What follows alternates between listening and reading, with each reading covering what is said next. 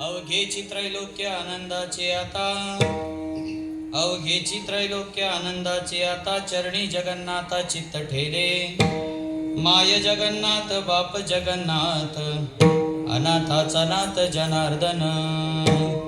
एका जनार्दनी एकपणे उभा,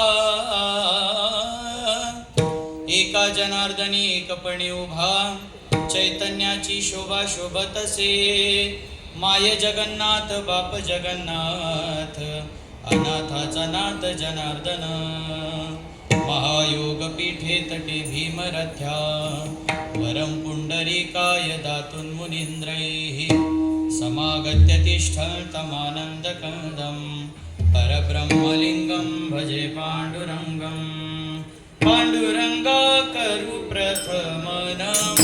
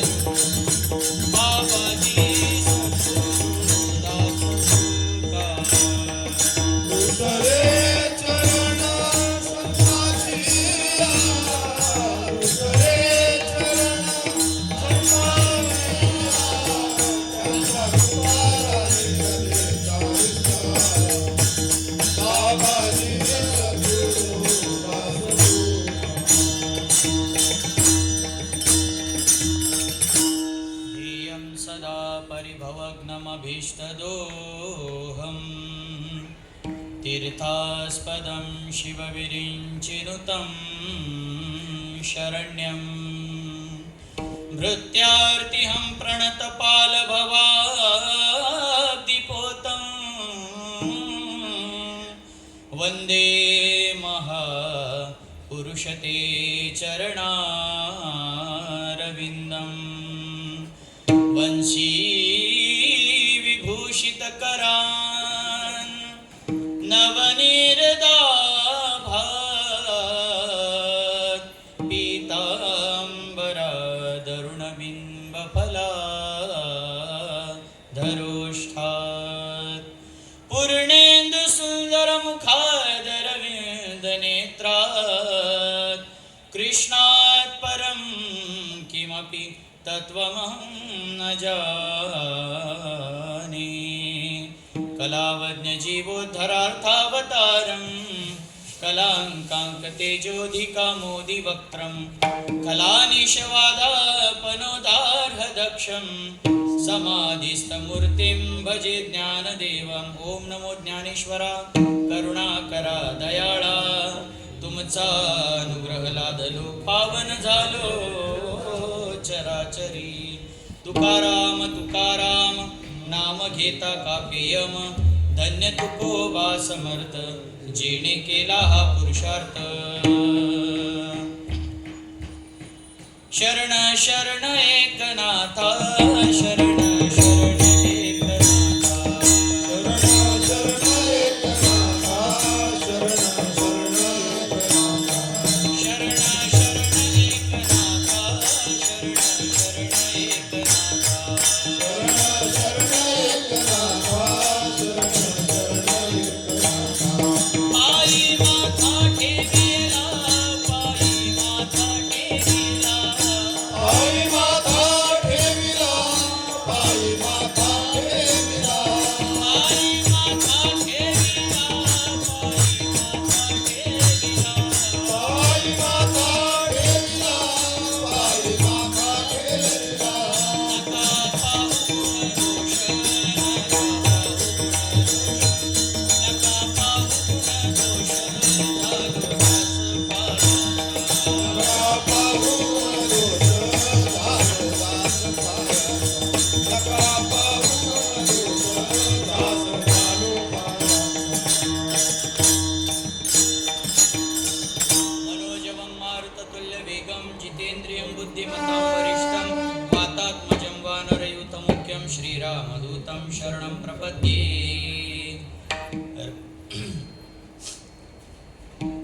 जयांचे केलिया स्मरण होय सकळ विद्यांचे अधिकरण तेची वंदू श्रीचरण श्री गुरूंचे ते नमस्कारोनी आता काय माझी वाणी मानेल संतांसी रंजव चित्तासी आपुलिया माझी वाणी तुझे वर्णी गुणनाम ऐसे देई प्रेम काही कळा मस्तक हे पायावरी मस्तक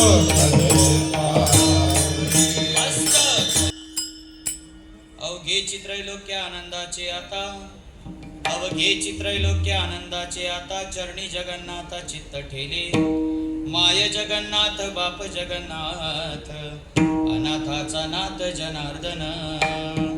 प्रस्तुत प्राप्त प्रसंगी प्राप्त स्थळी कीर्तन निरूपणाकरिता जो अभंग या ठिकाणी आपल्या पुढे म्हणून दाखवलेला आहे हा अभंग शांतीब्रह्म पैठण निवासी एकनाथ महाराज यांचा 3 चरणांचा अभंग असून या अभंगातून एकनाथ महाराजांनी आपल्याला जी अनुभूती प्राप्त झालेली आहे ती अनुभूती या अभंगाच्या द्वारे या ठिकाणी प्रगट केलेली आहे. प्रगट करत असताना अनुभूती म्हणजे काय तर परमार्थ करत असताना मजल दर मजल करत जसा त्यांनी परमार्थ सुरुवात केली परमार्थ करत असताना जी शेवटची पायरी म्हणजे परमार्थाचं जे आपण फल म्हणतो ते फल प्राप्त त्यांना झाल्यानंतर त्यांना काय अनुभव आला तो अनुभव या अभंगामध्ये त्यांनी सांगितला आहे. विठ्ठल विठ्ठल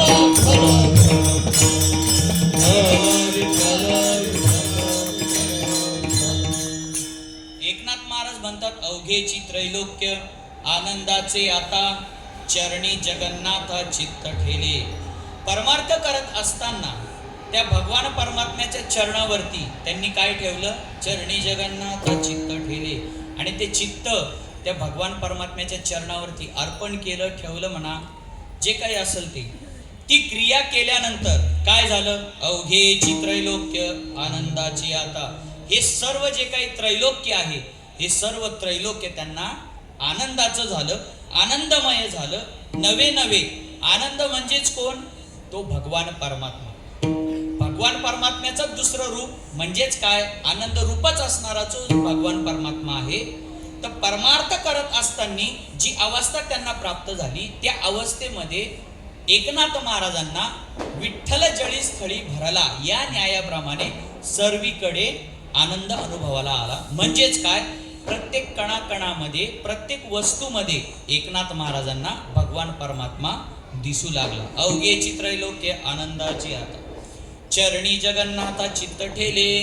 मग असा जो आनंद रूप असणारा जो भगवान परमात्मा आहे मग परमार्थ करत असताना हा जो काही संसार आहे किंवा या संसारातले जे काही त्यांचे नाते असतील गोते असतील जे काही सर्व त्यांची मंडळी असतील त्यांच्याशी निगडित असणारी त्यांच्याशी संबंधित असणारी प्रत्येक वस्तूमध्ये थोडक्यातच एक उदाहरण म्हणून त्यांनी सांगितलं माय जगन्नाथ बाप जगन्नाथ अनाथाचा नाथ जनार्दन.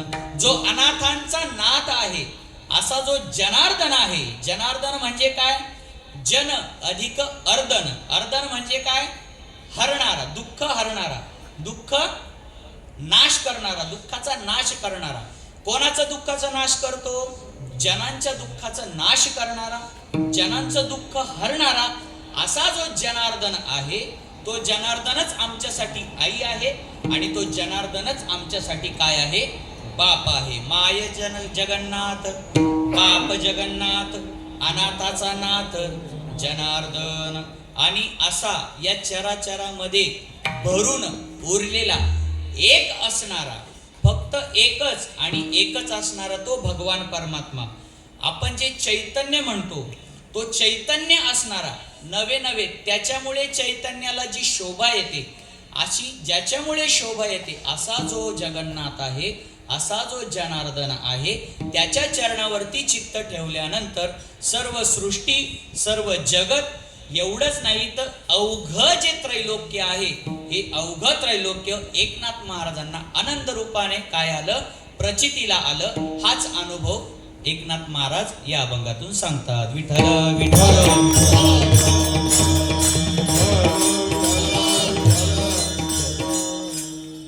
सेवेला सुरुवात करण्यापूर्वी परिहार देणं हे वक्त्याचं आद्य कर्तव्य आहे.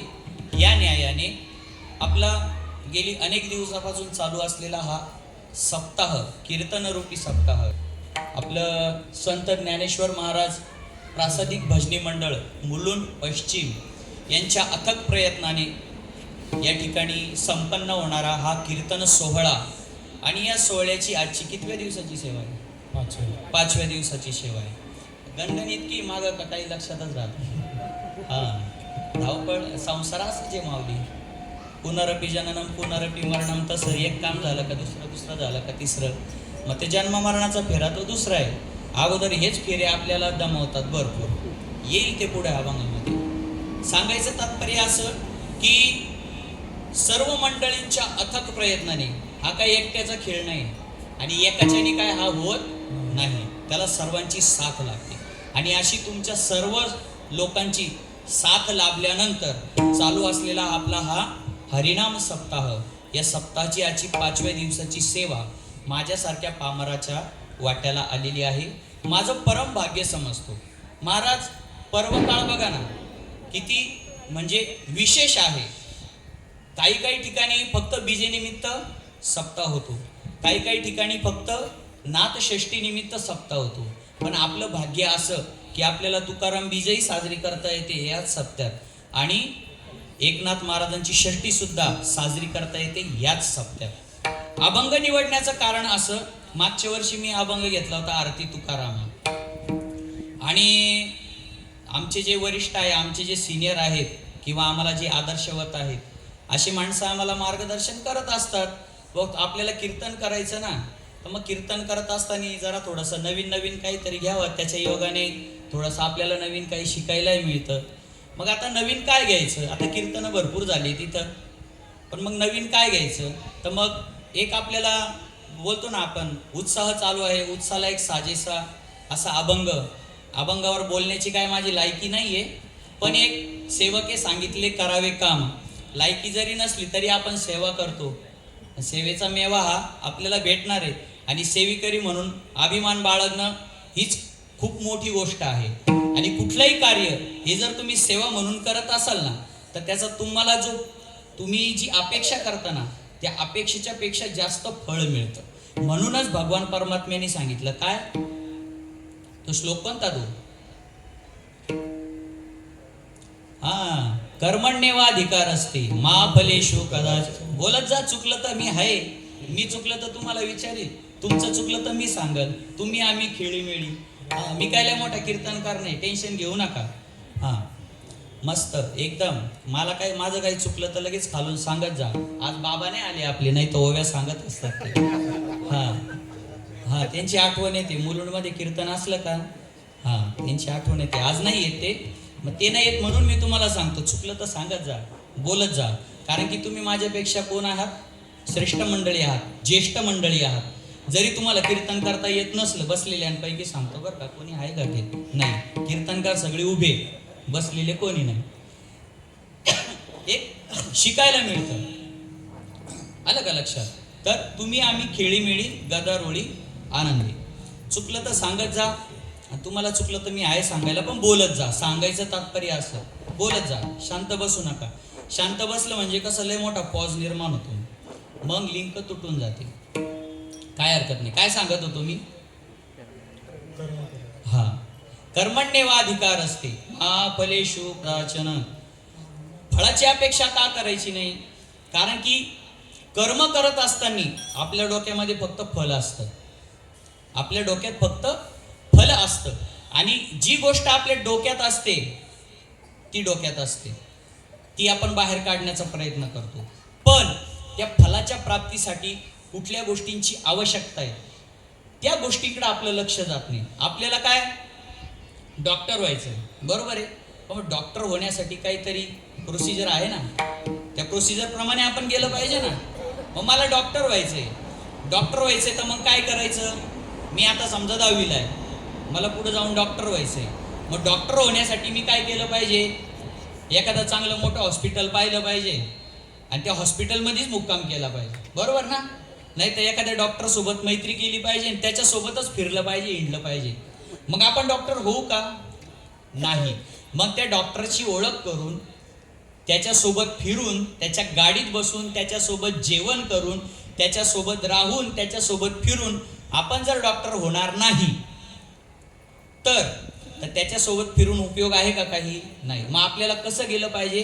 प्रोसिजरनुसार आपल्याला गेलं पाहिजे, पायरी पायरीने गेलं पाहिजे. त्याच पद्धतीने याच्यासाठी भगवान परमात्म्याने सांगितलं की फलाची अपेक्षा करू नका, तुम्ही काय करा? कर्म करा. मग सेवा हे देखील काय आहे? कर्म आहे. आपण फक्त सेवा केली पाहिजे आणि सेवेचा मेवा हा परमार्थामध्ये भेटतो म्हणजे भेटतो. परमार्थ घ्या नाही तर संसार घ्या. कारण की कसं आहे, सिद्धांतच हा आहे, काय? केले कर्म झाले तेची भोग आले, उपजले मेले ऐसे किती. मग कर्माचा जर असा सिद्धांत असेल, तुम्ही जे कर्म करणार तेच जर तुम्हाला भोगायला भेटणार आहे, किंवा तुम्ही चांगलं कर्म केलं तर तुम्हाला चांगलं फळ भेटणार आहे, तुम्ही जर वाईट कर्म केलं तर तुम्हाला वाईट फळ भेटणार आहे, हा जर कर्माचा सिद्धांत आहे, तर मग आपण फळाकडे लक्ष दिलं पाहिजे की आपण कर्माकडे लक्ष दिलं पाहिजे? आपण कर्माकडे लक्ष दिलं पाहिजे. मग या ठिकाणी हे जे काय आपले 7 दिवस आहे, या 7 दिवसात आपलं कर्म काय? आपलं कर्म आहे सेवा. सेवा मग ती कशी असू द्या. कीर्तन ही देखील सेवाच आहे, कीर्तन श्रवण करणं ही देखील सेवा आहे, मृदंग वाजवणं ही देखील सेवा आहे, टाळ वाजवणं ही देखील सेवा आहे, गायनाची साथ करणं ही देखील सेवा आहे. आमचे कोथंबिरे बाबा करतात ती देखील सेवा आहे. या माता भगिनी आपल्याला इथं कीर्तन झाल्यानंतर खाऊ घालतात, ती पण काय आहे? पत्रवाळ्या उचलणं हे पण काय आहे? हा. पण ह्या सर्व गोष्टी करत असताना जर तुमच्या अंतःकरणामध्ये सेवाभाव जर असेल तर ती सेवा ठरेल.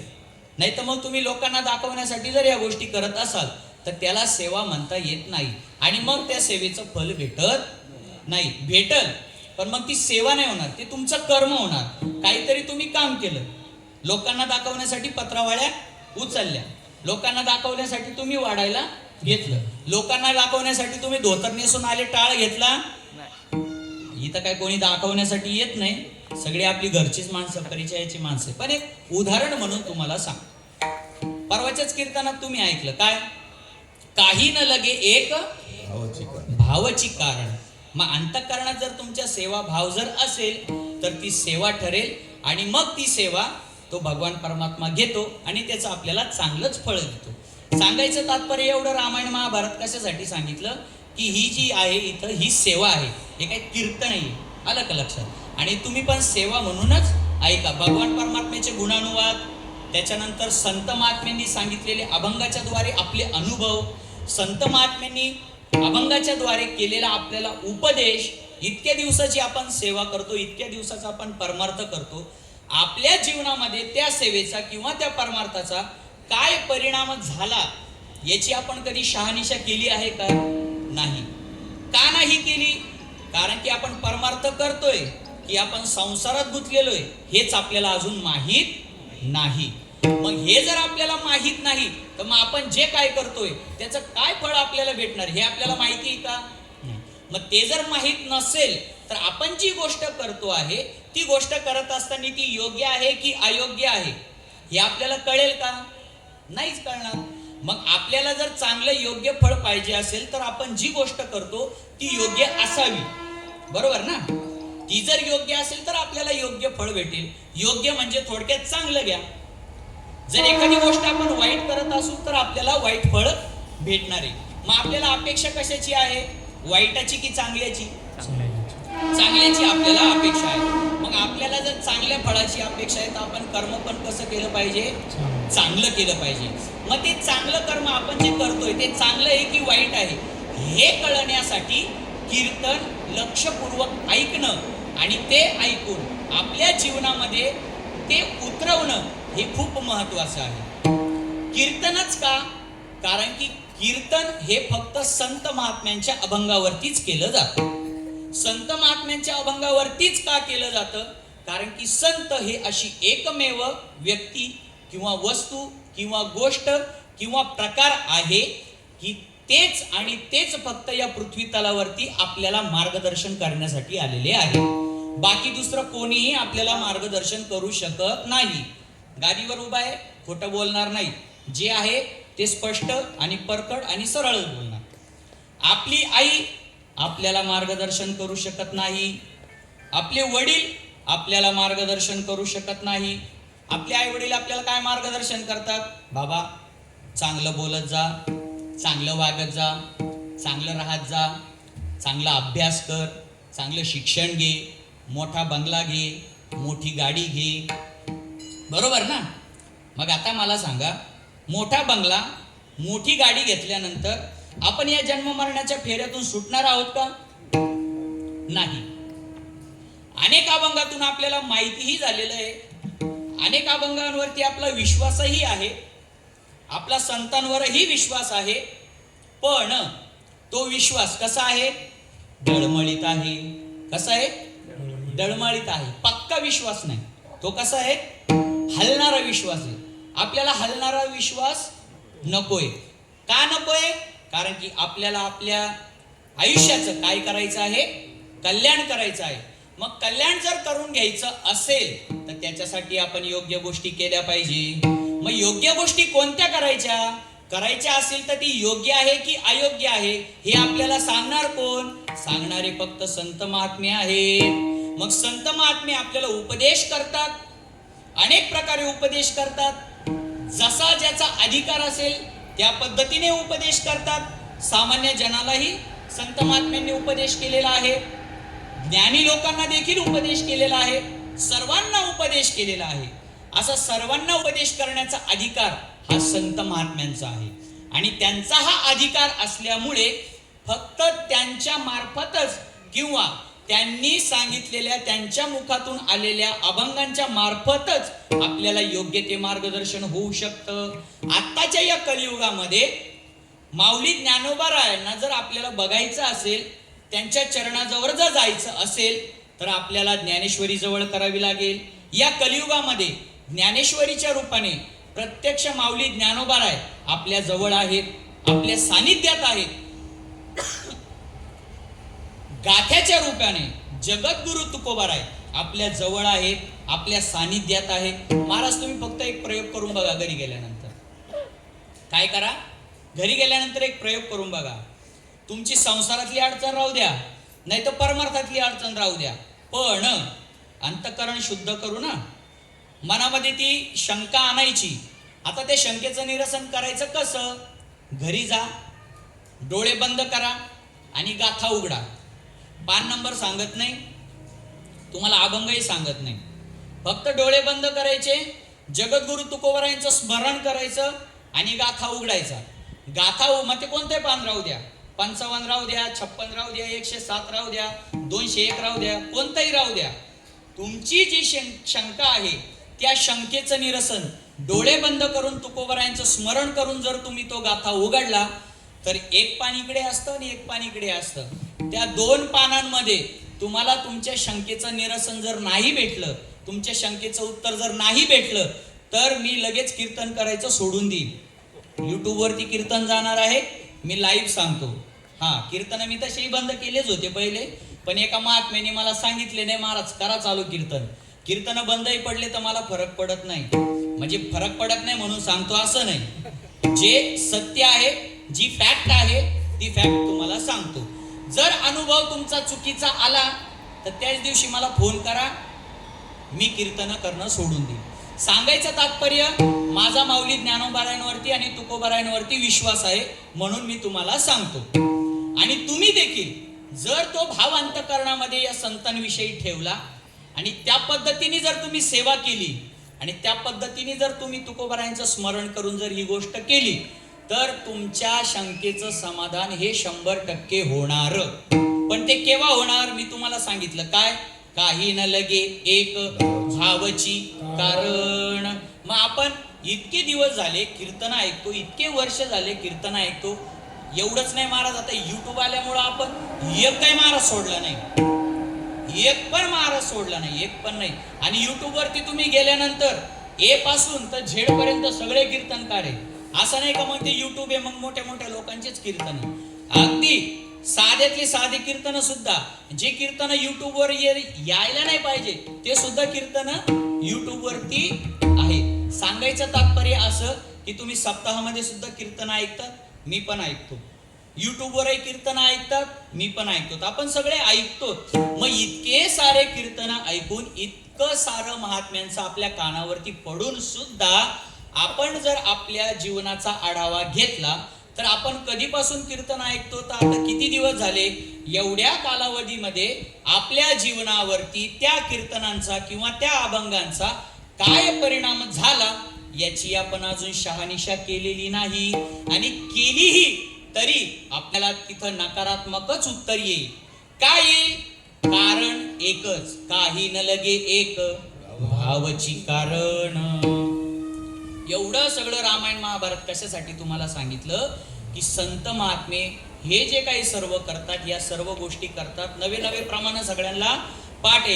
येथे उपकारासाठी आले गरजा वैकुंठी, आम्ही वैकुंठवासी आलो याची कारणासी. बोलिले जे ऋषी साच भावे वर्ताया, झाडू संतांचे मार्ग आड राणी भरले जग. उच्चिष्टाचा भाग शेष उरला तो सेवू. आडर आणि भरले जग, झाडू संतांचे मार्ग, म्हणजेच संतांची सेवा करू. आणि संतांची सेवा करत असताना या आडरानामध्ये जे जग जे भरलेलं आहे, जे भरकटलेलं आहे, आपण त्यांना योग्य रस्त्यावरती लावू. आणि ते योग्य रस्त्यावरती लावण्याचं काम हे संत महात्म्यांचं आहे. मग ते अनेक प्रकारे करतात. मग उपदेशाने करतात, अनेक प्रकारची उदाहरणं देऊन अभंगाच्या द्वारे करतात, नवे तर शेवटी वेळ अशी आली संत महात्म्यांवरती की त्यांच्या जीवनामध्ये त्यांनी स्वतः परमार्थ कसा केला, नवे त्यांनी तुम्हाला आम्हाला परमार्थ करून दाखवला आणि त्यांनी केला आणि मग तो आपल्याला सांगितला. बरोबर ना? काही चुकलं का? मग शांत का बरं झालं? तुका म्हणेचा कोणी सांगे, माझं अनुभव आहे अंगे, माझं अनुभव आहे अंगे, माझं अनुभव आहे अंगे. तुका म्हणेचा कोणी सांगे, माझं अनुभव आहे अंगे, माझं अनुभव आहे अंगे, माझं अनुभव आहे अंगे. तुका म्हणेचा कोणी सांगे, माझं अनुभव आहे अंगे, माझं अनुभव आहे अंगे, माझं अनुभव आहे अंगे. तुका म्हणेचा कोणी सांगे, माझं अनुभव आहे अंगे, माझं अनुभव आहे अंगे, माझं अनुभव आहे अंगे. अनुभवे आले अंगा ते या जगा देतसे, ते या जगा देतसे, ते या जगा देतसे. संत महात्मे जे काही सांगतात ते काय असं आपल्यासारखं हे टिपण ऐकलं ते टिपण ऐकलं तसं नाही. त्यांच्या जीवनामध्ये त्यांनी अनुभव घेतला आणि मग तो आपल्याला सांगितला. त्याच पद्धतीने आजच्या अभंगामध्ये सुद्धा एकनाथ महाराजांना जो अनुभव आला, त्यांनी त्यांच्या जीवनामध्ये जो परमार्थ केला आणि परमार्थ केल्यानंतर त्यांना काय अनुभूती आली, ती अनुभूती या अभंगामध्ये ते सांगतात. आता त्यांनी जी अनुभूती सांगितलेली आहे ती अनुभूती आहे परमार्थातली, तो अनुभव आहे परमार्थातला. आता अनुभव आपल्यालाही येतात, अनुभव तुम्हाला येतात, मला येतात, सर्व संसारिक माणसांनाही अनुभव येतात. पण आपल्याला जे अनुभव येतात ते संसारातले अनुभव येतात आणि संत महात्म्यांना जे अनुभव आले ते परमार्थातले अनुभव आले. बघायला जर गेलं तर महत्वाचे जे आपल्या आयुष्याच्या कल्याणासाठी जे अनुभव आपण घेतले पाहिजे ते परमार्थातले अनुभव घेतले पाहिजे. का तर परमार्थातले अनुभव हे भूषणास्पद आहे. त्या परमार्थाच्या अनुभवाचं तुम्ही भूषण मिरवू शकता आणि संसारातले जे अनुभव आहेत ते दूषणास्पद आहे. संसारातले अनुभव आपल्याला हे दूषणास्पद आहे. संसारातले अनुभव आपल्या काही कामाचे नाही. काय अनुभव आहे संसारातले? एक जण उठला सकाळी म्हणे, राम भाऊ म्हणे, काय रे काय झालं? आज की नाही, सकाळी उठल्या माझ्या बायकोनी कानामागं मारली माझी. आता सांगा, हा त्याला अनुभव आला. आता ह्या अनुभवाचा आपल्याला काही उपयोग आहे का? आहे का उपयोग? नाही. ह्या अनुभवाद्वारे आपण भगवान परमात्म्याची प्राप्ती करून घेऊ शकतो का? नाही. ह्या अनुभवाद्वारे आपण भगवान परमात्म्याची प्राप्ती झाल्यानंतर जो आनंद आज नाथ महाराजांना झालाय तो आनंद आपण अनुभवू शकतो का? नाही. बरं जाऊ द्या, आपल्या स्वतःचा तर नाही, पण हाच अनुभव आपली जी पुढची येणारी पिढी आहे त्या पिढीच्या कामाचा आहे का? कोणता अनुभव? जो आता संसारातला सांगितला तो अनुभव आपल्या पुढच्या पिढीने घेतला पाहिजे का? बरं घेतलाही तर त्या पुढच्या पिढीचं कल्याण होईल का? नाही होणार. का नाही होणार? कारण की तो संसारातला अनुभव आहे महाराज, तो दूषणास्पदच आहे. आणि विशेष म्हणजे तो काहीही कामाचा नाही. का कामाचा नाही? कारण की तो अनुभव संसारातला आहे. संसार हा नाश पावणारा आहे. जर संसार नाश पावणारा आहे तर त्या संसारातला अनुभव देखील एक ना एक दिवस संपणार आहे आणि त्याच्यापासून जी आपल्याला अनुभूती येणार आहे ती सुद्धा कशी असणार आहे? संपणारीच असणार आहे. मग त्याचा आपल्याला काही फायदा आहे का? नाही. दूषण म्हणजे दूषणच. आता मला सांगा, तंबाखू खाणे किंवा व्यसन करणे हा अनुभव कशातला आहे? परमार्थातला आहे का संसारातला आहे?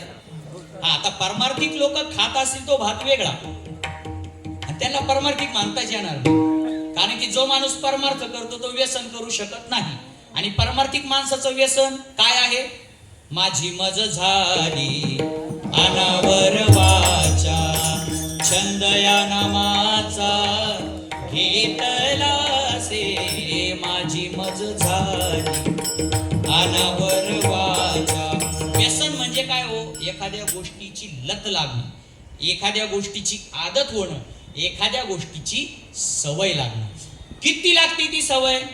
जागृती स्वप्नी पांडुरंग, जागृती स्वप्नी पांडुरंग, जागृती स्वप्नी पांडुरंग, जागृती स्वप्नी पांडुरंग, पांडुरंग झाली पांडुरंग माई, पांडुरंग झाली पांडुरंग माई, हे पांडुरंग झाली पांडुरंग माई, पांडुरंग झाली पांडुरंग माई, जागृती स्वप्नी पांडुरंग, जागृती स्वप्नी पांडुरंग, जागृती स्वप्नी पांडुरंग, जागृती स्वप्नी पांडुरंग. गोविंद त्या म्हणी बैसलासे, गोविंद बैसलासे, गोविंद त्या म्हणी बैसलासे, गोविंद आसनी, गोविंद शयनी, गोविंद त्या म्हणी बैसलासे, गोविंद त्या म्हणी बैसलासे, गोविंद त्या म्हणी बैसलासे, बैसलासे, गोविंद त्या म्हणी बैसलासे. हे परमार्थातलं व्यसन आहे आणि हा परमार्थातल्या व्यसनाचा परिणाम आहे. आता संसारातल्या व्यसनाचा परिणाम तुम्ही परवाच्या कीर्तनात ऐकलाच. काय ऐका लक्षात? परवाचं कीर्तन भालेराव महाराजांचं, आमच्या सगळ्या कीर्तनकारांमधले छोटे कीर्तनकार, तंबाखूचं, बरोबर ना? हा, मग तुम्ही खाता की नाही? हळूहळू होईल बंद बा, असं थोडस. हे आपले संसारातले अनुभव. काय? तंबाखू. किती किती अहो महाराज, अख्खं आयुष्य जातं. तो तंबाखू खाणारा बाप सकाळी उठल्या उठल्या आपलं पोरग उठलंय का नाही, शाळेची तयारी केली का नाही. आता त्या महाराजांसारखं मला काही सांगता येणार नाही. हा, त्यांचं वेगळं, माझं वेगळं. कपडे घातले का नाही, शाळेचे कपडे घातले का नाही, बाबा तुला शाळेत जायला बुटा आहे का नाही, शाळेचा युनिफॉर्म आहे का नाही, तू आज दिवसभर काय केलं, काय करणार आहे, तुझी शाळा किती वाजता, या सगळ्या गोष्टी विचारत नाही. उठल्या उठल्या पहिले काय विचारतो? माझी तंबाखू नाही हो, काय म्हटले महाराज? हा, गाय छाप. गाय छाप कुठे? हा, हे झालं तंबाखूचं. काय कायला बिडी लागती. आता बिडी लोप पावत चालली. हा, काही ना बिडीचं व्यसन, काही ना मुंबई पुन्हा, मुंबई पुन्हा. हा, सकाळ दुपार संध्याकाळ, सकाळ दुपार संध्याकाळ. हा, टायमिंग लोकल असते ती. टाइम झाला का लोकल बरोबर स्टेशन वरती येते, मग डब्बी उघडते आणि मग ती हातावर कानी होते. ज्या हातावरती पडलेली त्या हातावर डबी, दुसऱ्या हाताने झाकण बंद. बरोबर ना? अशीच आहे ना प्रोसेस. मग ती डबी काढून, आता पूर्वीच्या बायांना पिशा होत्या, हा, मग नंतर ती डबी ठेवली का मग रिकाम्या हाताने मुंबई पुन्हा, मुंबई पुन्हा. ही अशी संसारातली व्यसन आहे महाराज. आता मला सांगा, ह्या व्यसनांच्या द्वारे आपल्या जीवनामध्ये कल्याणाची गोष्ट काय घडणार आहे? अहो, कल्याण तर जाऊ द्या, कल्याण तर जाऊ द्या, कल्याण तर होतच नाही. उलट काय होतंय? नुकसान होतंय. कर्करोगासारखे रोग होत आहेत. काही काहींना ते तोंड येणं येतंय, उष्णता वाढते, हे सगळं, लिव्हर खराब होणं, दारू घ्या, ही सर्व व्यसन. व्यसन परमार्थातही आहे, व्यसन संसारातही आहे. तसंच अनुभव हा संसारातही आहे आणि अनुभव हा परमार्थातही आहे. दोन्हीकडे अनुभव आहे. पण आपल्या कल्याणाचा जो अनुभव आहे किंवा आपल्या जीवनाचं कल्याण व्हावं याच्यासाठी उपयोगी पडणारा जो अनुभव आहे तो फक्त संत महात्म्यांचाच आहे. कारण की त्यांचे सर्व जे काही अनुभव आहे हे परमार्थातले आहे. आणि अजून एक गोष्ट जर बघायला गेली तर संसारातले अनुभव आपल्या उपयोगाचे का नाही? कारण की त्याला देश, वस्तू आणि कालाची मर्यादा आहे. परमार्थातल्या अनुभवाला देश, वस्तू आणि कालाची मर्यादा नाही. आणि संसारातला अनुभव हा भ्रम आहे आणि परमार्थातला अनुभव हा प्रमा आहे. आता भ्रम म्हणजे काय सगळ्यांना माहिती आहे. भ्रम म्हणजे काय? खोटा, खोटेपणा, खरं असल्याचा भास होणं. थोडक्यात भास होणं म्हणजेच काय? भ्रम आहे. हा झाला संसारातला अनुभव.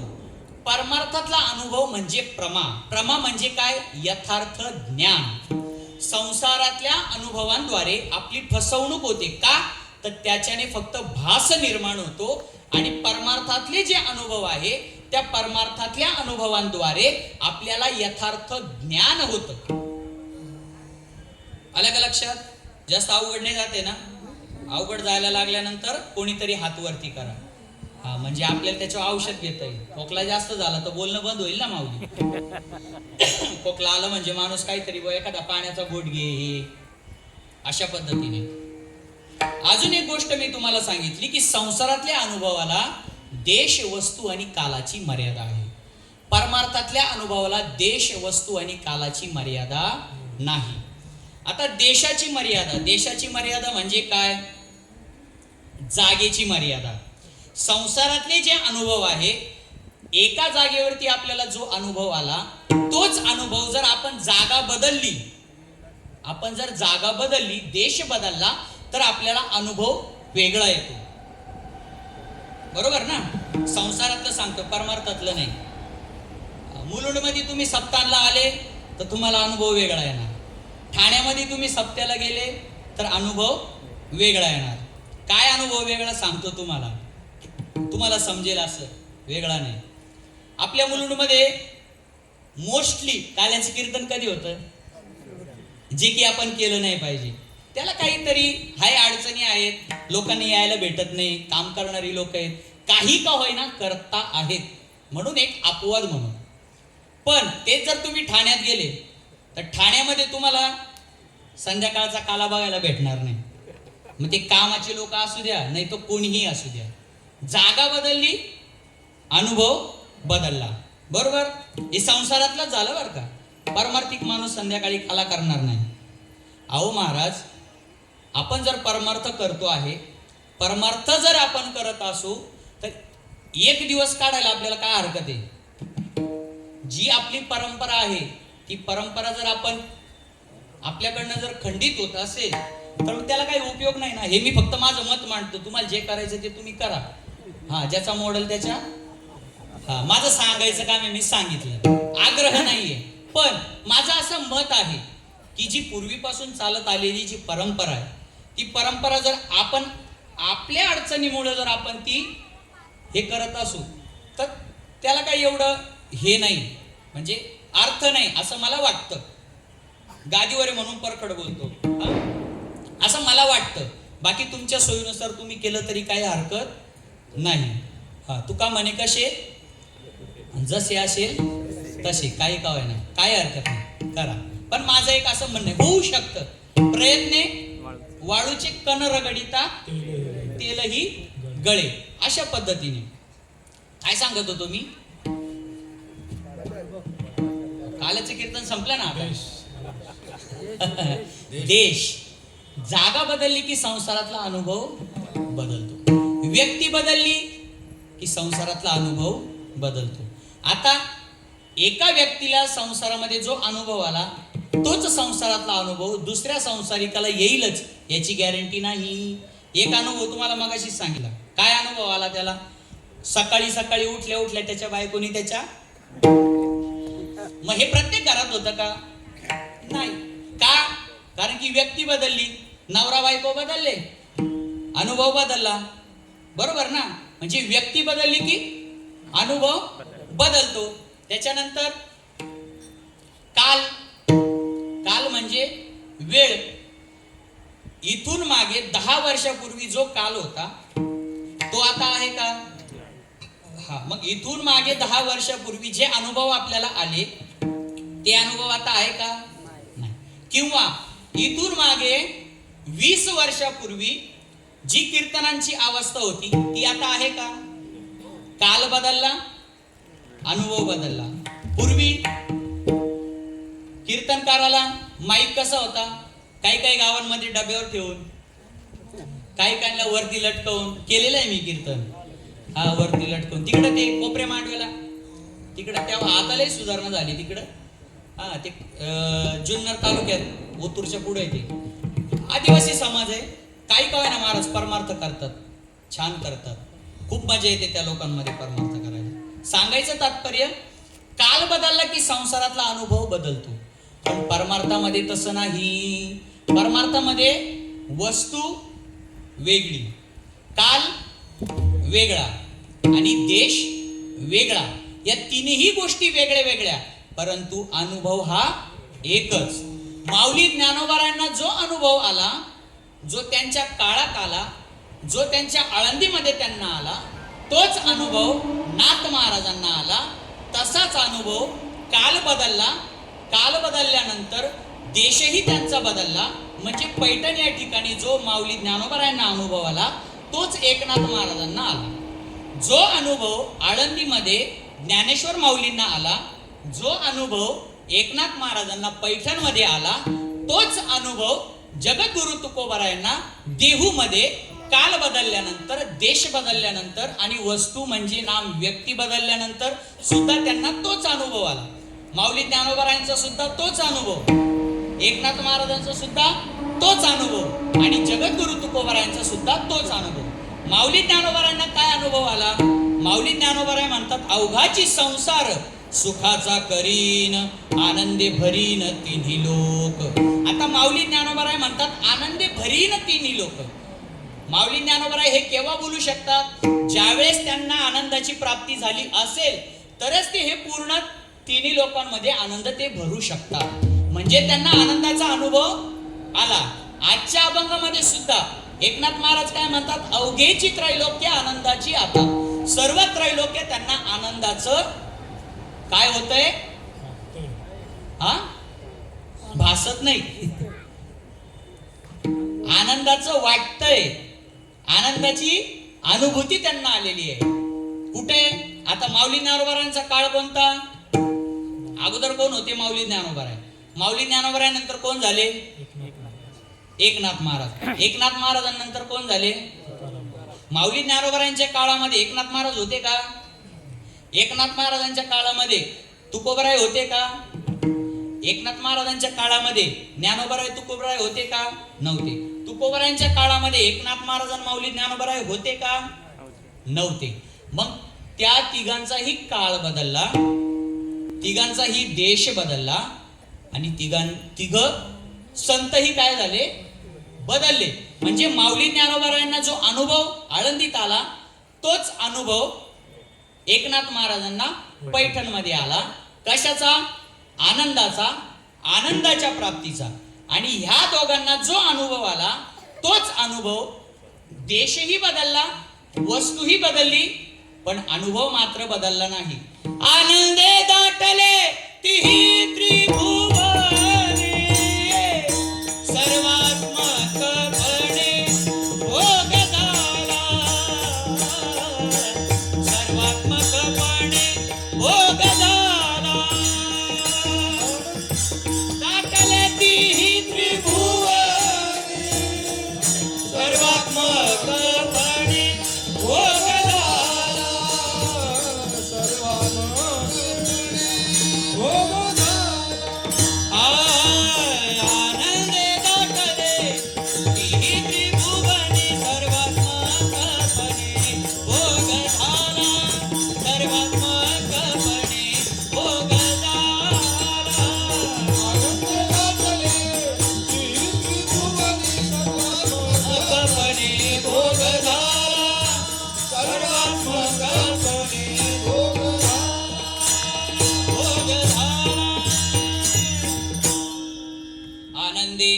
दाटले तिन्ही त्रिभुवनी.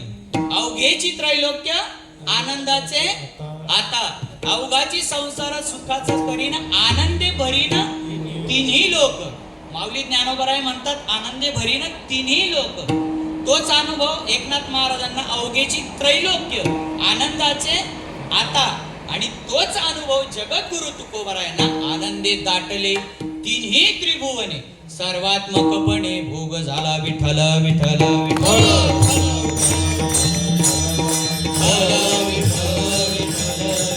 कुंडली कमरधारी विठ्ठल ज्ञानदेव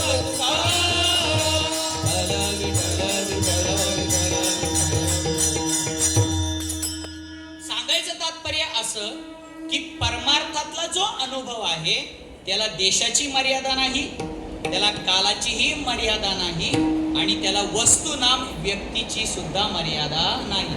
म्हणजेच काय तर परमार्थातला अनुभव हा तीनही कालांमध्ये, कुठल्याही देशामध्ये आणि कुठल्याही व्यक्तीला हा कसा आहे? सारखाच आहे. म्हणून हा अनुभव आपल्याही कामाचा आहे आणि तोच अनुभव आपली जी पुढची पिढी आहे त्यांना सुद्धा मार्गदर्शनपर ठरणारा हा परमार्थातला अनुभव आहे. संत महात्मे सुद्धा सांगतात ना काय? मुनिमुक्त झाले नाही, नाही नाही. ठल विठ्ठल विठ्ठल ठल विठ्ठल विठ्ठल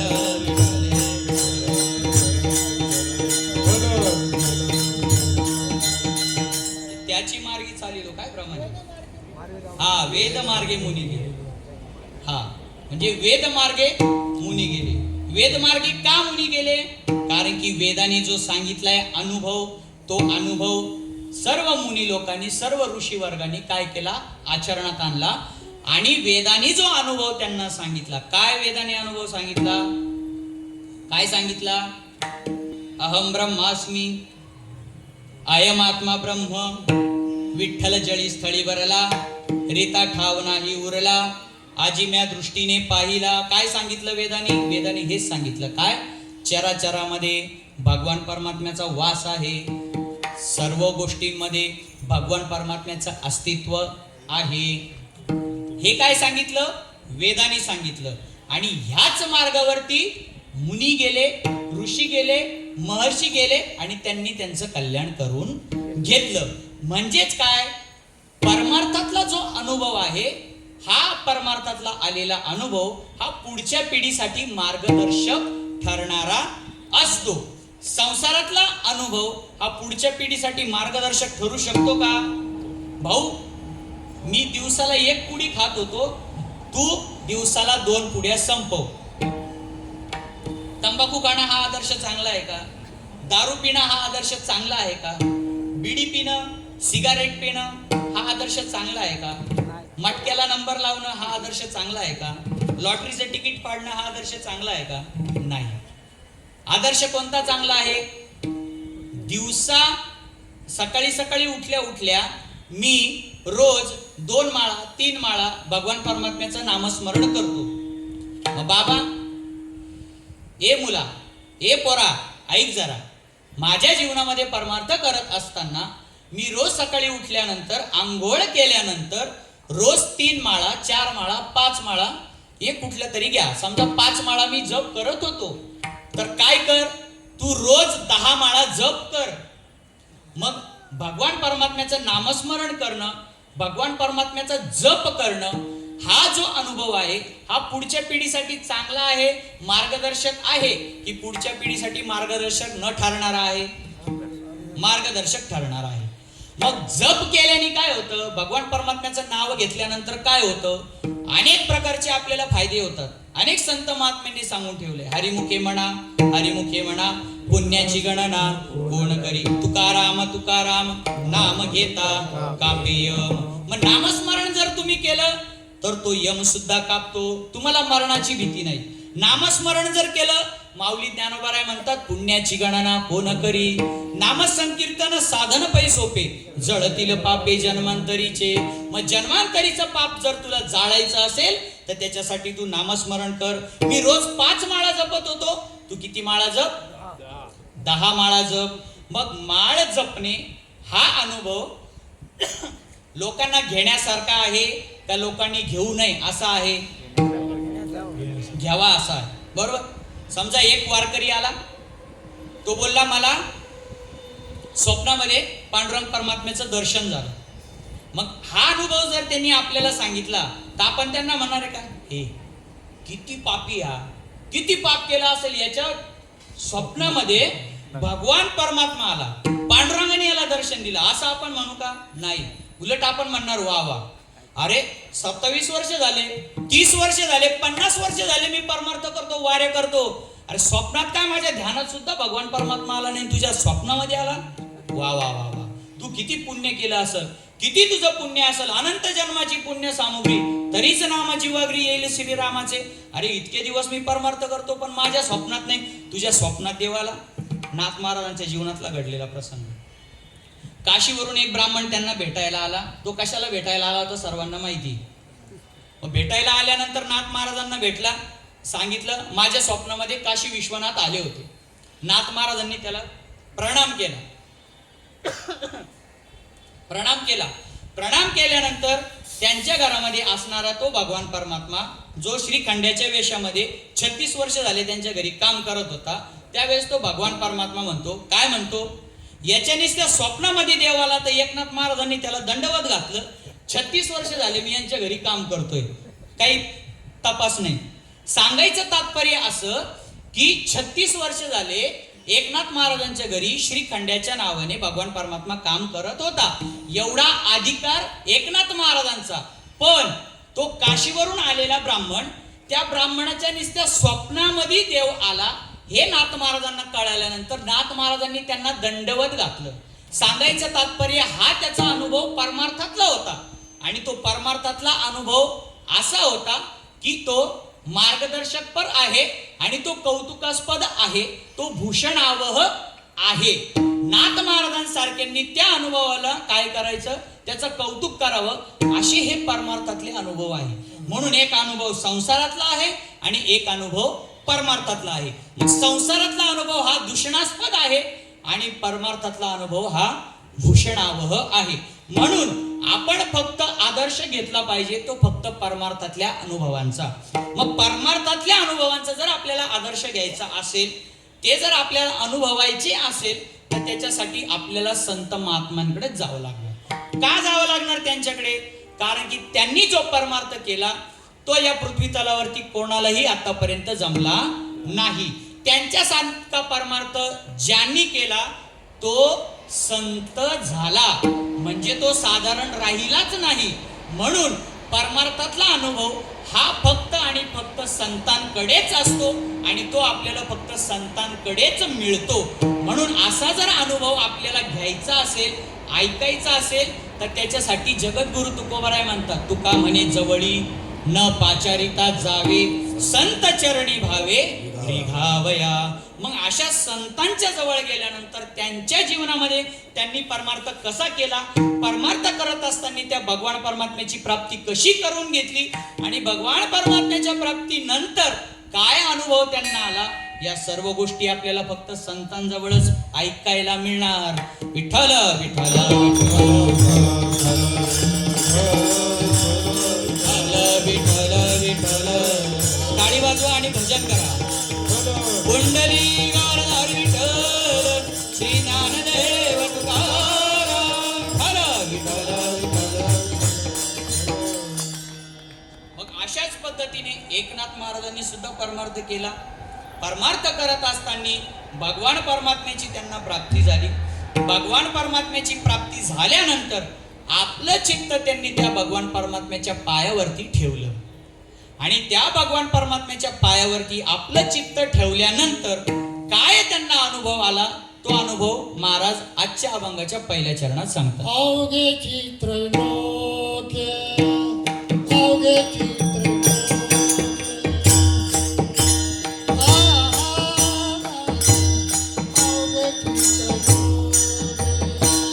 अवघे चित्रलोके, अवघे चित्रलोके, आनंदाचे आता अवघे चित्रलोके.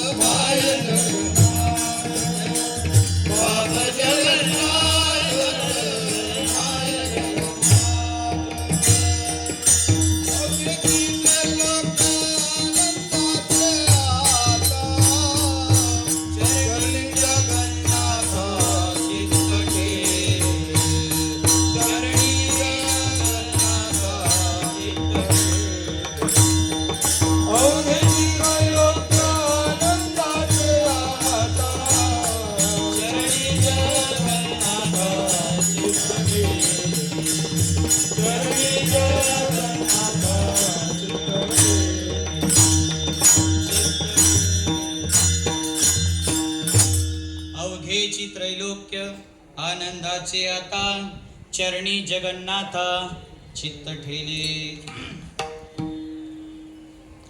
एकनाथ महाराजांच्या जीवनातली ही अनुभूती सांगत असताना एकनाथ महाराज म्हणतात, अवघेची त्रैलोक्य आनंदाचे आता चरणी जगन्नाथा चित्त ठेले. चरणी जगन्नाथा चित्त ठेले. जगन्नाथाच्या चरणावरती माझं चित्त मी ठेवल्यानंतर सर्व जे काही त्रैलोक्य आहे हे सर्व त्रैलोक्य मला आनंदाचे झाले, आनंदाचे वाटले, आनंदाचे अनुभूतीला आले. सर्व जे काही त्रैलोक्य आहे हे आनंदाचं काय झालं? एकनाथ महाराजांना झालं. कशामुळे झालं? चरणी जगन्नाथा चित्त ठेले. मग इथं एक शंका निर्माण होते, का हो एकनाथ महाराज, अवघेची त्रैलोक्य आनंदाची आत्ता, अवघेची त्रैलोक्य झालं हे मान्य आहे, पण मग आता का तुम्ही म्हणतात? आता झालं, मग आता झालं याच्या अगोदर नव्हतं का? शंका निर्माण होऊ शकते ना. आता तुम्ही म्हणताय मग याच्या अगोदर आनंदाचं नव्हतं का? हो, याच्या अगोदर आनंदाचं होतं, पण विशेष जी अनुभूती आहे ती विशेष अनुभूती चरणी जगन्नाथा चित्त ठेले.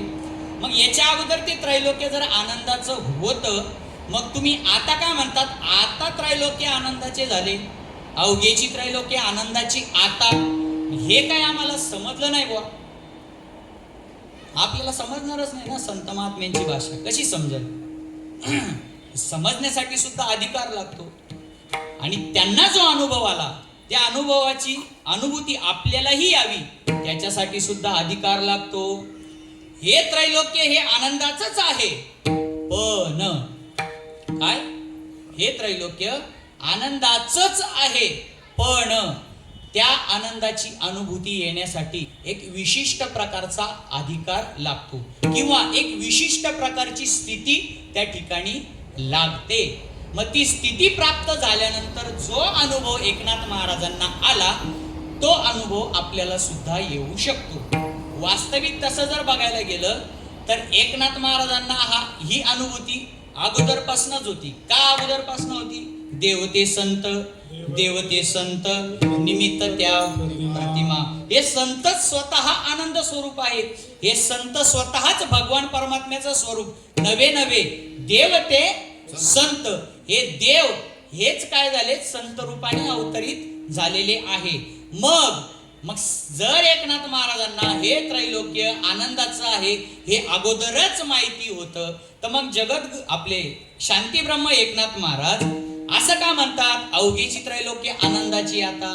मी तुम्हाला सांगितलं ना, संत महात्मे या ठिकाणी आपल्याला काय करण्यासाठी आले? मार्गदर्शन करण्यासाठी आले, उपदेश करण्यासाठी आले, आपलं कल्याण व्हावं याच्यासाठी संत महात्म्यांचा अवतार या पृथ्वी तलावर. सोपं सांगतो, अवघड तुम्हाला सांगत नाही. संत महात्मे कशासाठी आले? आपल्या कल्याणासाठी. मग त्या गोष्टी त्यांना अगोदरच माहिती होत्या, मग एवढं खटटोप करण्याची काय गरज? अगोदर त्रैलोक्याचं नव्हतं, मग आता त्रैलोक्याचं झालं. मग तुम्ही म्हणता पण अवघेची त्रैलोक्य आनंदाची आता, मग याच्या अगोदर नव्हतं का? मग असं जर प्रश्न विचारला तर मग उत्तर काय येतं? पहिले पण त्रैलोक्य कसं होतं? आनंदाचंच होतं, पण ते त्यांच्यासाठी होतं. तिन्ही कालामध्ये हे त्रैलोक्य आनंदाचं हे फक्त संत महात्म्यांनाच आहे. आपल्याला आहे का?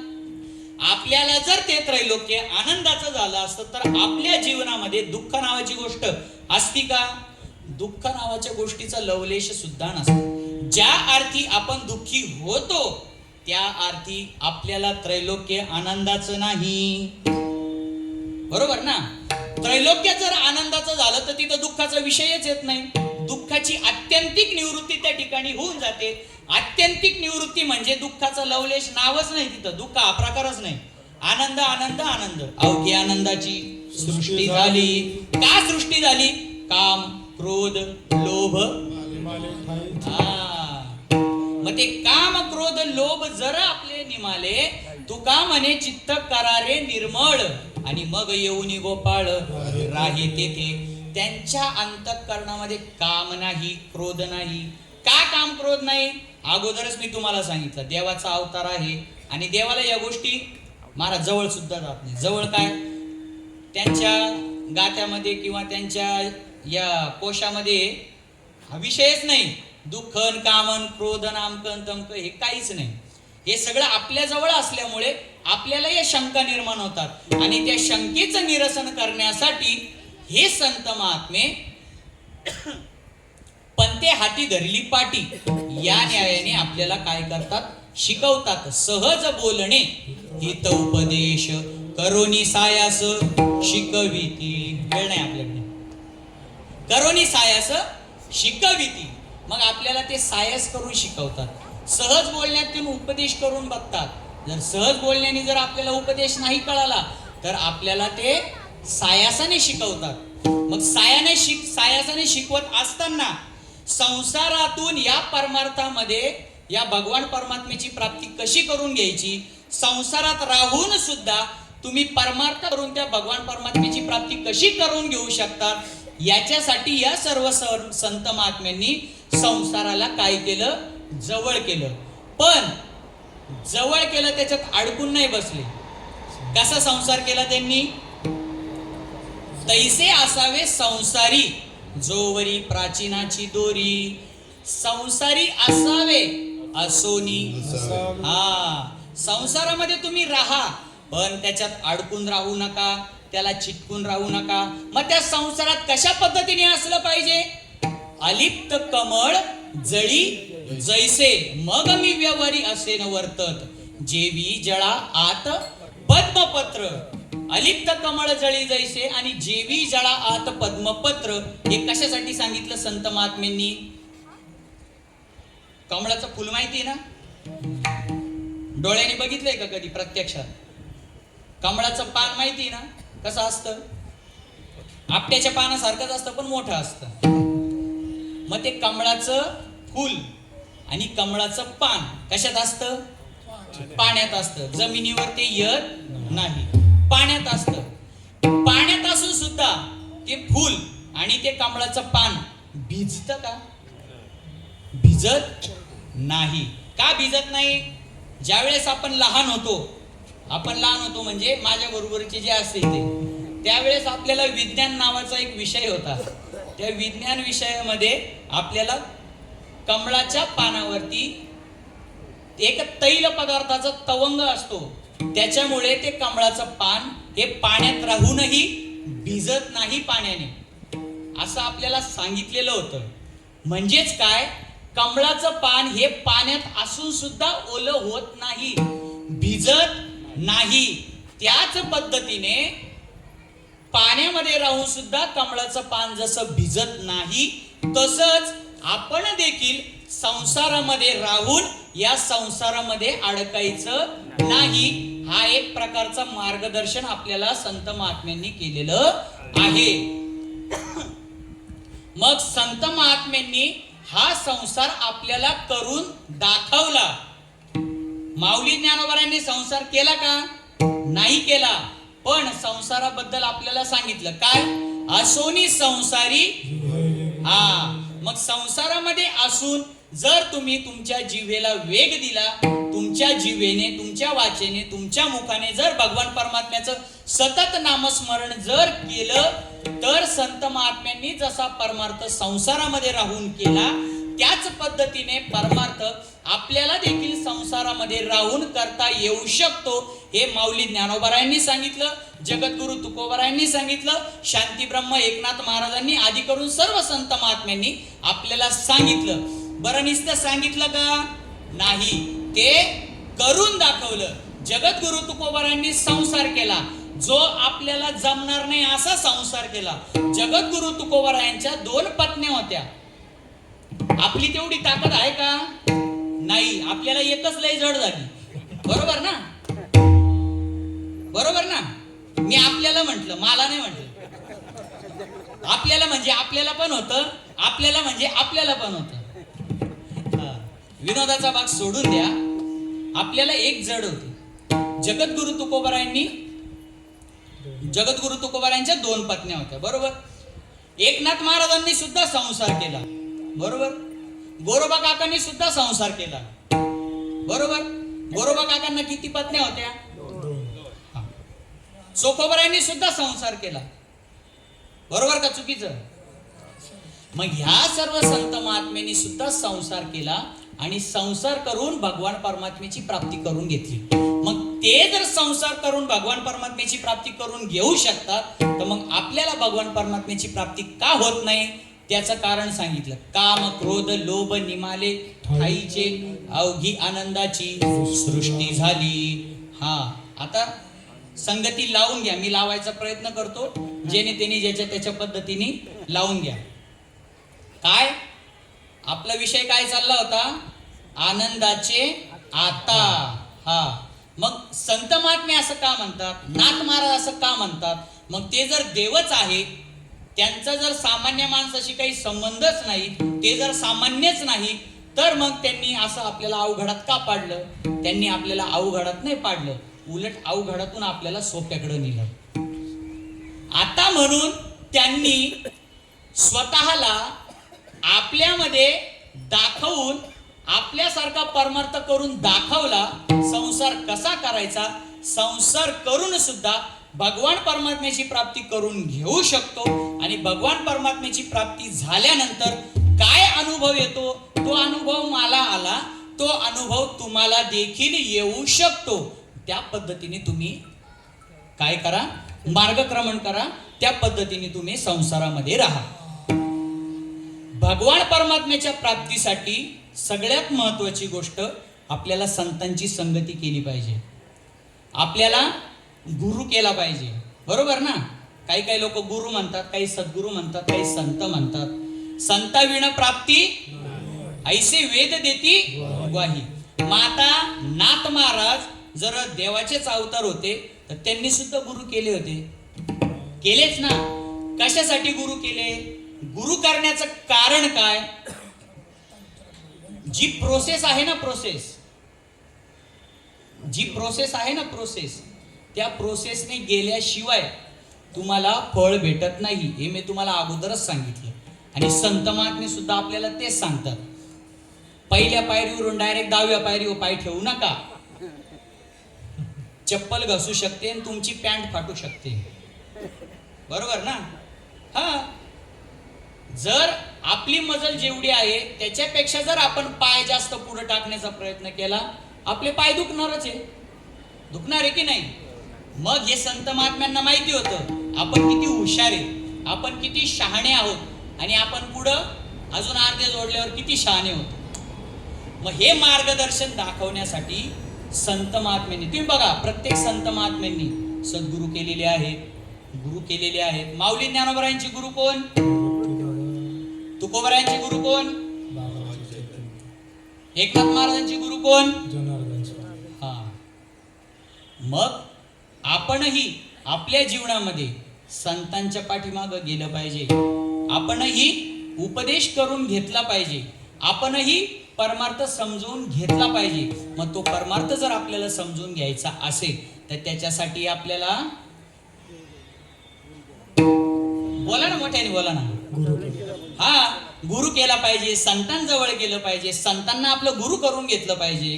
श्री गुरु सारिका असता पाठीराखा, इतरांचा लेखा कोण करी. मग त्याच पद्धतीने एकनाथ महाराजांनी सुद्धा जनार्दन स्वामींना गुरु केले.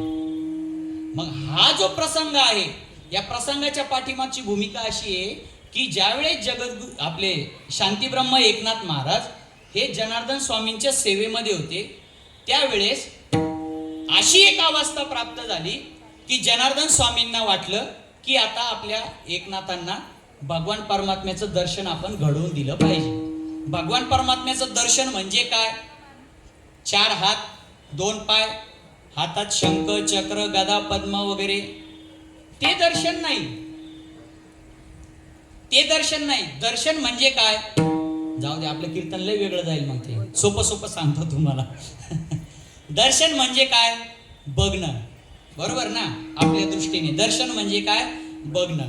तर दर्शन या पदाचा जो अर्थ आहे, बघणं तर होतोच, पण मुख्य जो परमार्थाच्या दृष्टीने दर्शन या पदाचा अर्थ होतो, दर्शन म्हणजे जाणून घेणं. दर्शन म्हणजे कळवून घेणं. ज्यावेळेस जनार्दन स्वामींच्या सेवेमध्ये एकनाथ महाराज होते, त्यावेळेस जनार्दन स्वामींनी भगवान दत्तात्रयांचं काय केलं? आवाहन केलं आणि भगवान दत्तात्रयांना त्या ठिकाणी बोलावून घेतलं. तर बोलावून घेतल्यानंतर भगवान दत्तात्रय कोणत्या वेशेत आले? गोसाव्याचं रूप घेतलं.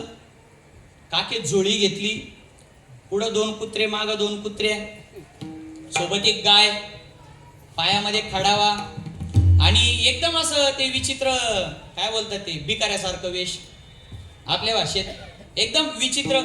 का बुवा किती दिवस झाले, कितीने आंघोळ केली का नाही, एकदम असं. आता काय अलौकिक लोकांचं काम असंच असतंय, लौकिकाचं काम तिथं काहीच नाही. अशा अवस्थेत आले कोण? भगवान दत्तात्रय. आता जनार्दन स्वामींनी ओळखलं लगेच. आल्यानंतर आता त्यांनी ते भिक्षा वगैरे मागून आणले होते, बसले. बसल्यानंतर मग ते एकनाथ महाराजांनी बघितलं, बाबा कोण आहे काय. जनार्दन स्वामींनी बोलवलं, एकनाथ महाराज इकडे या. म्हणे आलो. एकनाथ महाराज गेले जनार्दन स्वामीकडे. जनार्दन स्वामींनी भगवान दत्तात्रयांना बसवलं, तेही बसले. एकनाथ महाराजांनाही बसवलं. आता काय दुपारची वेळ झाली, ती जेवण करायचं. मग काय, दत्तात्रय भगवान म्हटले, मी भिक्षा मागून आणलेली आहे, आपण ती भिक्षा काय करू, खाऊया तिघं मिळून. मग भगवान दत्तात्रयांनी आपलं ते भांड काढलं, त्याच्यामध्ये त्या भाकरी चुरल्या, ज्या शिळ्या होत्या, किती दिवसाच्या नाही त्या. मग आता त्या भाकरी कोरड्या खायच्या का? नाही. मग त्या भाकरी सोबत काय खायचं? आता इथं काही चूल नाही, काय. जनार्दन स्वामी म्हणजे काय सर्वांना माहिती होतं, काहीच नव्हतं त्यांच्याजवळ. मग भगवान दत्तात्रय गेले, त्यांच्यासोबत जी कुत्री होती त्या कुत्रीचं दूध पिळलं. त्या कुत्रीचं दूध पिळल्यानंतर त्या भाकरीवर टाकलं, त्याचा काला केला आणि एकमेका देवमुखी सुखे घालू हुंबरी या पद्धतीने त्यांचं भोजन चालू झालं. आता हे प्रकार पाहिल्यानंतर एकनाथ महाराजांना जरा थोडंसं किळसवानं वाटलं, वा काय प्रकार आहे हा. मग ते जरा थोडेसे मागे सरकले. मागे सरकल्यानंतर जनार्दन स्वामी म्हटले, माऊली पुढे या. नाथ महाराज थोडे पुढे या, जरा प्रसाद घ्या. त्याने प्रसाद नको तुम्ही खा म्हणे, मी जेवण करून आलोय, माझं पोट भरलंय. पण आता जनार्दन स्वामींना त्यांना साक्षात्कार करून आणवायचा होता. मग त्याच्यासाठी जनार्दन स्वामींनी त्यांना खूप जबरदस्ती केली. आता जनार्दन स्वामींची आज्ञा मोडायचं म्हणजे एकनाथ महाराजांसाठी काय होतं, ते अवघड काम होतं. आता त्याचं किती किळसवाना वाटत असेल तरी आता एकनाथ महाराज हे पारमार्थिक होते, जनार्दन स्वामींचे शिष्य होते. मग ज्या वेळेस जबरदस्तीने जनार्दन स्वामींनी तो काल्याचा घास एकनाथ महाराजांना ज्यावेळेस भरवल्यानंतर ज्यावेळेस त्यांच्या समोर जो प्रकाश निर्माण झाला आणि तो प्रकाश निर्माण झाल्यानंतर त्यांना जी अनुभूती आली, ती अनुभूती म्हणजे हे अभंगाचं पहिलं चरण आहे. अवघेची त्रैलोक्य आनंदाचे आता चरणी जगन्नाथा चित्त ठेले. म्हणजेच काय, विठ्ठल जळी स्थळी भरला. मग तो जो काय आहे, भगवान दत्तात्रय ज्या अवतारामध्ये आले होते, ज्या अवस्थेमध्ये होते, एकदा त्या भगवान दत्तात्रयाकडे बघितल्यानंतर जे मूळ स्वरूप होतं भगवान दत्तात्रयांचं, त्या दत्तात्रय भगवानचं दर्शन एकनाथ महाराजांना झालं. आणि ते असं झालं जसं नामदेव महाराजांना कुत्र्यात देव दिसला, तसा एकनाथ महाराजांना मागून तर येणारच. तुम्ही बोला ना थोडस पुढून, माझा घासा बसला ना. परत उद्या कीर्तने, परवा इथं साथीला यायचंय परत थोडी दहा. एकनाथ महाराजांना कशात देव दिसला? कुत्र्यात म्हणा, मी गाढवात सांगल, चुकलं तर मी सांगल परत, पण बोला. मग एकनाथ महाराजांना कशात देव दिसला? हा. मग अवघेची त्रैलोक्य आनंदाची आता. मग आनंद म्हणजे नेमकं काय? तर आनंद म्हणजे तो भगवान परमात्मा. आनंदाचा कंद कोण आहे? पांडुरंग, तो भगवान परमात्मा. सर्व विठ्ठल जळी स्थळी भरला, रीता ठाव नाही उरला. प्रमाण मी तुम्हाला सांगून दिला. मग अवघेची त्रैलोक्य आनंदाची आता. आता म्हणजे काय? मी परमार्थ केला, मी सेवा केली, आणि सेवा केल्यानंतर एका विशिष्ट स्थितीमध्ये मी ती स्थिती प्राप्त करून घेतली. नवे संतांच्या द्वारे, सद्गुरूंच्या द्वारे ती स्थिती मला प्राप्त झाली. आणि ती स्थिती प्राप्त झाल्यानंतर काय अनुभव आला, तो अनुभव एकनाथ महाराजांनी सांगितला. अवघेची त्रैलोक्य आनंदाची आता. पण हा अनुभव केव्हा येणार? चरणी जगन्नाथा चित्त ठेले. असा हा जो अनुभव आहे, तो अनुभव प्राप्त झाल्यानंतर का हो नाथ महाराज, मग जर तुम्हाला सगळीकडे देव दिसायला लागला, मग तुमच्या जवळचे जे माणसं आहेत, मग ते माणसं, मग नाते गोते वगैरे, मग हे तुम्ही सगळं विसरून गेले का? मग तुम्हाला जर देवाची प्राप्ती झाली, मग तुमचे हे जे काही सगळे सोयरे वगैरे आहे, आई वडील वगैरे, अमकं तमकं धमकं सगळं जे काही आहे, मग त्या लोकांचा तुमच्या जीवनामध्ये काहीही उपयोग नाही का? किंवा काही असं विशेष नाही का? त्यावेळेस नाथ महाराज म्हणतात, आता आमच्यासाठी आमचं सगळं सोयरं जे कोणी असत, एवढंच नाही तर आई सुद्धा जगन्नाथच आणि बाप सुद्धा जगन्नाथच. माय जगन्नाथ, बाप जगन्नाथ, अनाथाचा नाथ जनार्दन. दोन चरणांचा भावार्थ माझ्या पद्धतीने, माझ्या बुद्धीने जसा जमेल तसा सांगण्याचा प्रयत्न केला. अर्थ असाच असेल अशी शाश्वती मी देत नाही, पण जो सांगितला तो काही चुकीचा सांगितला नाही, बरोबरच सांगितला, पण थोडंसं कमी जास्त होऊ शकतं. त्याच्या व्यतिरिक्त काही चुकीचं जर सांगितलं असेल तर ते तुम्ही पदरात घ्या आणि तुमचं सुधरून घ्या. आता मी जर तुम्हाला चुकीचं सांगितलं तर मी कसं सुधरून घेणार? तुमच्याकडे सुधरायचं काम कोणाचं आहे? तुमचंच आहे ना, बरोबर ना? मग दोन चरणांचा झाला भावार्थ. शेवटच्या चरणाबद्दल आपल्याला थोडंसं बोलायचंय आणि आपली सेवा समाप्त करायची आहे. तत्पूर्वी वारकरी संप्रदायाच्या नियमाप्रमाणे आता इतका वेळ मी बडबड केली, माझा घसा बसला. आता माझे उद्याचे वांदे, परवाचे वांदे, आता काय होतं काय नाही. पण मग माऊली ज्ञानोबा जगद्गुरु तुकोबा पाठीमागे आहे. एकदा त्यांचं स्मरण केलं का ते घेतात सर्व करून. तुका म्हणे घालू तयावरी भार. मग तो पुढचा भार घालू त्यांच्यावरती. तत्पूर्वी मग तो भार घालण्यासाठी आपण जरा थोडंसं भजन करूया. तर मग भजन करत असताना सर्वांनी हाताने टाळी आणि मुखाने नामस्मरण करायचं. मी काय कोणाला हातवरती करायला सांगणार नाही. जे त्यांनी प्रामाणिक हाताने टाळी वाजवायची आणि मुखाने भजन करायचं. नाही तर मी एका कीर्तनात असं ऐकलं होतं, भजनात जर टाळी नाही वाजवली तर मग ते पुढच्या जन्मात का काय असं काहीतरी म्हणते बा, हात छोटेच येतात आणि मग ते वेगळेच हात येतात, छोटे येतात, मोठे येतात, आमकं तमकं. काही मुके जन्माला येतात, कायला बोलता येत नाही या जन्मात भजन जर नाही केलं, असं मी ऐकलं होतं बरं का. मी तुम्हाला नाही सांगत, पण ज्याला करायचं त्यांनी करा, पण शक्यतो सर्वांनीच भजन करा. आपल्याला सर्वांना भजन करायचंय. हाताने टाळी आणि मुखाने नामस्मरण. विठोबा रखुमाई,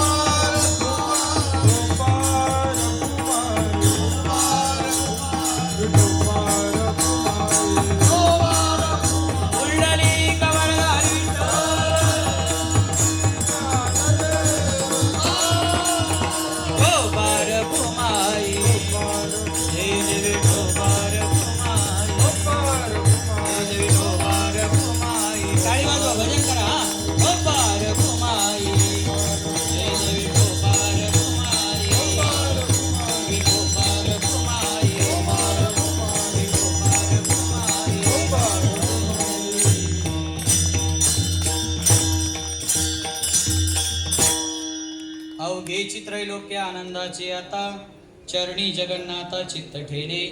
माय जगन्नाथ, बाप जगन्नाथ, अनाथाचा नाथ जनार्दन. भगवान परमात्म्याच्या चरणावरती आपलं चित्त ठेवल्यानंतर जी अनुभूती किंवा जो अनुभव एकनाथ महाराजांना आला, तो खरा अनुभव म्हणजे काय? माय जगन्नाथ, बाप जगन्नाथ, अनाथाचा नाथ जनार्दन. जो अनाथाचा नाथ आहे त्याचंच नाव काय आहे? जनार्दन आहे. जनार्दन या पदाची फोड करताना मी तुम्हाला सुरुवातीला सांगितलं की जन अधिक अर्दन अशी त्याची फोड आपल्याला करते. जन म्हणजे सर्वसामान्य माणसं, जन. अर्दन म्हणजे दुःखाचं हरण करणारा. दुःखाचा नाश करणारा. मग याची जर आपण संधी केली तर संधी केल्यानंतर जनार्दन हे पद तयार होतं. मग जनार्दन म्हणजे जनांचं दुःख हरण करणारा, जनांच्या दुःखाचा नाश करणारा असा जो जनार्दन आहे तोच जनार्दन, अनाथाचा जो नाथ आहे, जो जनार्दन आहे तोच माझी माय आहे, तोच माझा बाप आहे. म्हणजेच काय, सर्व सृष्टीमध्ये एकनाथ महाराजांना त्या भगवान परमात्म्याची काय झाली, अनुभूती आली.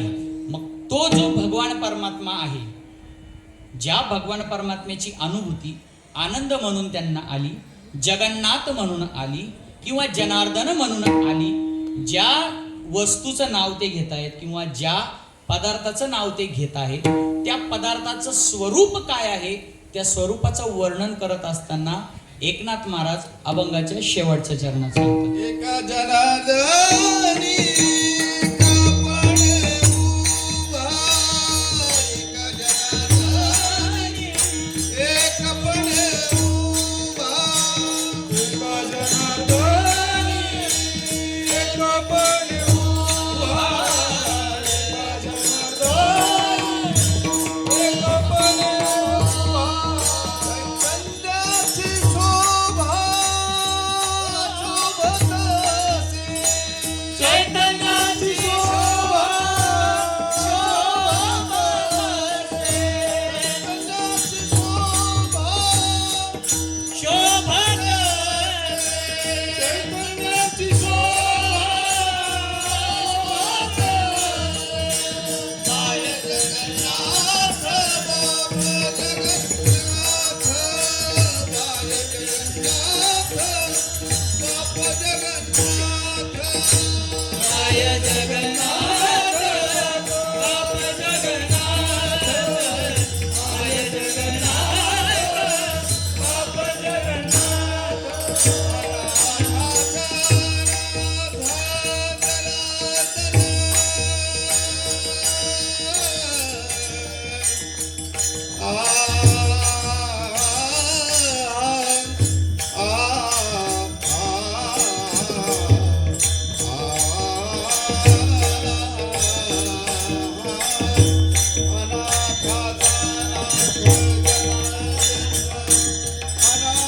टाळा वाजवा, टाळा.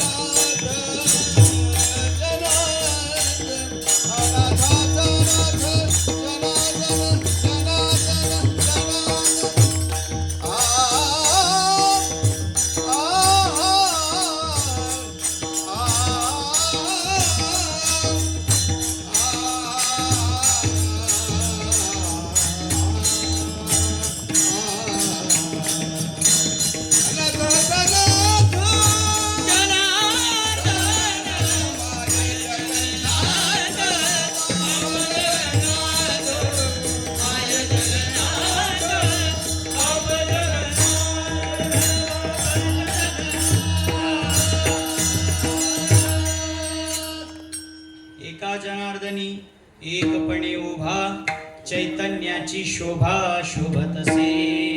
माय जगन्नाथ बाप जगन्नाथ, अनाथाचा नाथ जनार्दन.